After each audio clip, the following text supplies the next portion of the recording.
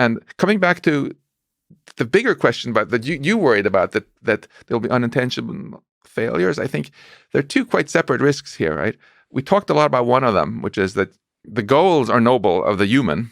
Mm-hmm. The human says, I want this airplane to not crash because this is not Muhammad Atta now flying the airplane, right?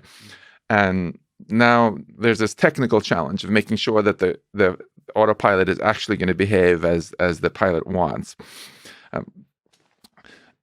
If you set that aside, there's also the separate question. How do you make sure that the goals of the pilot are actually aligned with the goals of the passenger? How do you make sure very much more broadly that if we can all agree as a species that we would like things to kind of go well for humanity as a whole, that the goals are aligned here? Mm-hmm. The alignment problem. And there's been a lot of progress in the sense that there's suddenly huge amounts of research going on about it.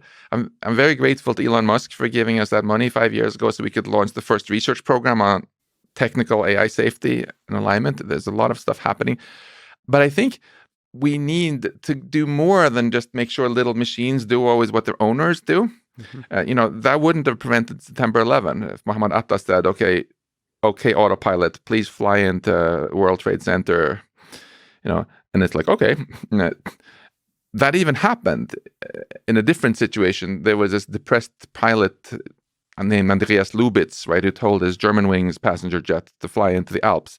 He just told the computer to change the altitude to 100 meters or something like that. And you know what the computer said? Right. Okay. And it had the freaking topographical map of the Alps in there. It had GPS, everything. No one had bothered teaching it even the basic kindergarten ethics of like, no, we never want airplanes to fly into mountains under any circumstances. And so we have to think beyond just the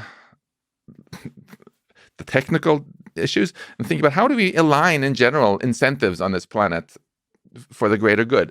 So starting with simple stuff like that, every airplane that has a computer in it should be taught whatever kindergarten ethics it's smart enough to understand. Like, no, don't fly into fixed objects. If the pilot tells you to do so, then go on autopilot mode, send an email to the cops, and land at the nearest airport.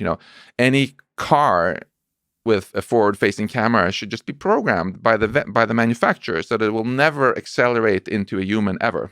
Mm-hmm.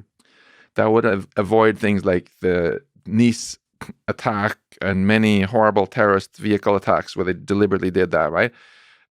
This was not some sort of thing, US and China, different views on. No, there was not a single car manufacturer in the world, right, who wanted the cars to do this. They just hadn't thought to do the alignment. And if you look at more broadly problems that happen on this planet, the vast majority have to do with poor alignment.